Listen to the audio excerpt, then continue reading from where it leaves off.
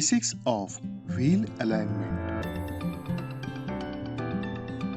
Wheel alignment पहियों का वाहन के साथ एक दूसरे के साथ और सड़क के साथ ज्योमेट्रिकल यानी गुणोत्तरीय संबंध है।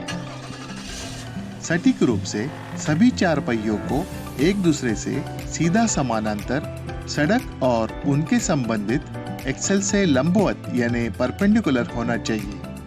यह रोलिंग प्रतिरोध की न्यूनतम मात्रा, घर्षण की न्यूनतम मात्रा, टायर घिसने की न्यूनतम मात्रा और सबसे बड़ा संकर्षण पैदा करता है। आइए एक विशिष्ट अलाइनमेंट एंगल क्या करता है और सभी एंगल एक साथ कैसे काम करते हैं, इसे जानने के लिए बेसिक अलाइनमेंट एंगल की समीक्षा करते हैं।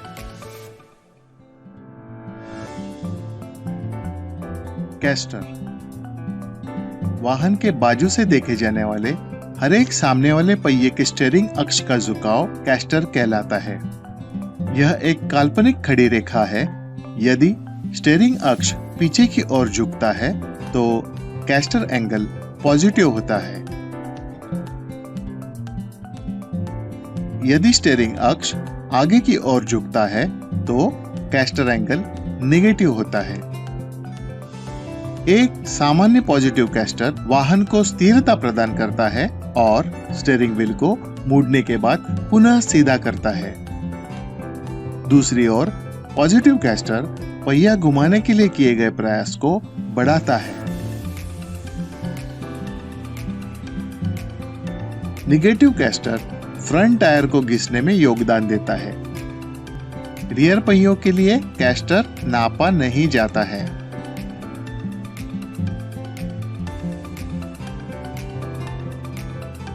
कैम्बर वाहन को सामने से देखने पर वास्तविक वर्टिकल से पहिया का झुकाव यही कैम्बर होता है। यदि टायर शीर्ष में ऊपर की ओर झुकता हुआ दिखाई देता है तो कैम्बर पॉजिटिव होता है। यदि टायर शीर्ष में अंदर की ओर झुकता हुआ दिखाई देता है तो कैम्बर नेगेटिव होता है। शून्य कैम्बर यह कम से कम टायर के घिसने का कारण बनता है। पॉजिटिव कैम्बर टायर के अंदरी हिस्से से ज्यादा टायर के बाहरी हिस्से का घिसने का कारण बनता है। निगेटिव कैम्बर का प्रभाव उल्टा होता है। पॉजिटिव कैम्बर सीधा वाहन स्थिरता को प्रभावित करता है और स्टीयरिंग व्हील को कड़ा करता है। जैसे ही वाहन मुड़ता है तो पॉजिटिव कैम्बर की वजह से बाहरी सस्पेंशन पहियों की ओर झुकने की कोशिश करता है।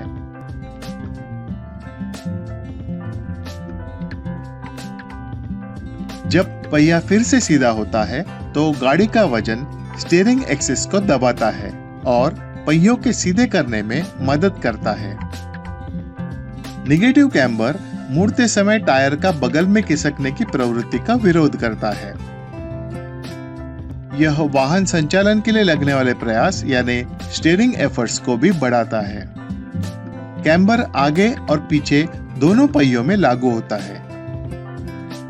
पीछे के पहिए में आमतौर पर शून्य कैम्बर होता है, लेकिन इंडिपेंडेंट रियर सस्पेंशन वाले वाहनों में रियर व्हील कैम्बर होता है।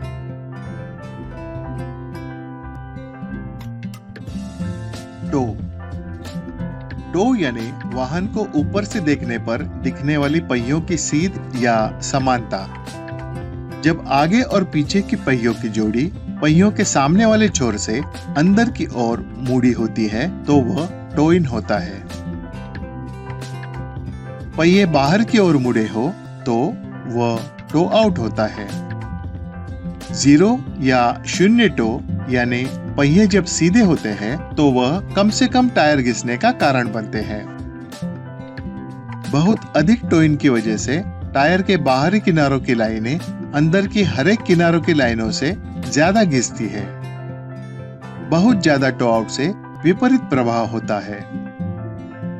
जब वाहन गतिमान होता है तब टो कम या गायब हो जाता है, क्योंकि पहिए घूमने की वजह से सीधे हो जाते हैं और स्टीयरिंग लिंकेज थोड़ा लचीला हो जाता है। स्टीयरिंग टाई रॉड की गलत लंबाई या गलत एंगल पर लगाने से टो में बदलाव आता है। बाहरी टाई रॉड का सिरा सस्पेंशन के कंप्रेस और एक्सटेंड होने के साथ ऊपर नीचे होता है।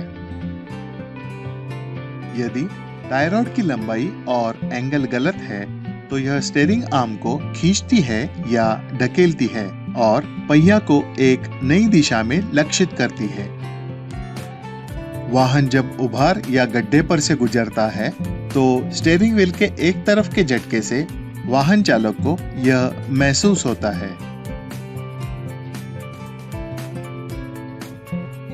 Toe out on turn. Toe out on turn यानी टर्निंग रेडियस। जैसे ही वाहन मुड़ता है, बाहर वाला सामने का पहिया अंदर के पहिए की तुलना में कम एंगल में मुड़ता है। मुड़ने के दौरान यह सामने वाले पहियों का टो आउट का कारण बनता है। मुड़ते समय टो आउट की कुछ मात्रा आवश्यक होती है क्योंकि बाहरी पहिया अंदर के पहिया की तुलना में बड़ी रेडियस में मुड़ता है। टो आउट ऑन टर्न दाएं और बाएं दोनों दिशाओं में समान होता है तथा toe out on turn adjustable नहीं होता है। Steering axis inclination. Steering axis inclination यानी कि SAI वाहन को सामने से देखने पर पाया जाने वाला वर्टिकल से स्टीयरिंग अक्ष का झुकाव होता है। यह स्ट्रट माउंट के लोअर और अपर बॉल जॉइंट केंद्र के माध्यम से एक रेखा द्वारा बनाया हुआ एंगल होता है। SAI स्टीयरिंग फील और स्थिरता को प्रभावित करता है। उच्च SAI सख्त स्टीयरिंग फील और स्थिरता को प्रदान कर सकता है। SAI और कैम्बर के गठन से निर्माण होने वाले एंगल को इंक्लूडेड एंगल कहा जाता है। यदि कैम्बर पॉजिटिव है तो इंक्लूडेड एंगल SAI से बड़ा होता है। यदि कैम्बर नेगेटिव है तो इंक्लूडेड एंगल SAI से कम होता है। अलग अलग ऑफसेट के साथ नॉन रिकमेंडेड यानी गैर सिफारिशी व्हील रिम की फिटिंग स्टीयरिंग ऑफसेट मूल्य को बदल सकती है और वाहन स्टीयरिंग समस्याओं को पैदा कर सकती है। Ride height. राइड हाइट अक्सर सामने या पीछे वाले रॉकर पैनल के नीचे से या पहिए के लिए उपलब्ध जगह के ऊपर से यानी व्हील वेल से नापी जाती है क्योंकि वाहन बॉडी पैनल सबसे सटीक डेटा पॉइंट नहीं है। राइड हाइट अधिक सटीक रूप से सस्पेंशन या फ्रेम के ऊपर के बिंदु से नापी जाती है। स्प्रिंग सैक या अतिभार वाले वाहन राइड हाइट को बदल सकते हैं और वाहन स्टीयरिंग में अस्थिरता दिखा सकते हैं। विशेष विवरण के नीचे वाले राइड हाइट में स्प्रिंग में सुधार की जरूरत होती है। थ्रस्ट एंगल वाहन की ज्योमेट्रिक केंद्र रेखा और उस दिशा के बीच का एंगल है जिसमें पीछे के पहिए दर्शित होते हैं। यदि पीछे के पहिए सीधे आगे की ओर इशारा करते हैं तो कोई थ्रस्ट एंगल नहीं है। शून्य थ्रस्ट एंगल आदर्श होता है। यदि थ्रस्ट एंगल को निकाला नहीं जा सकता तो सामने के पहिए वाहन की ज्योमेट्रिक केंद्र रेखा के बजाय थ्रस्ट लाइन से सम्मिलित यानी अलाइन की जा सकती है। अलग अलग थ्रस्ट लाइन के साथ आगे के पहिए चलाने वाले पीछे के पहियों के केंद्र रेखा से सम्मिलित करने के परिणाम स्वरूप स्टीयरिंग व्हील टेढ़ा मुड़ा होगा और टायर के घिसाव में बढ़ोतरी होगी। सेटबैक।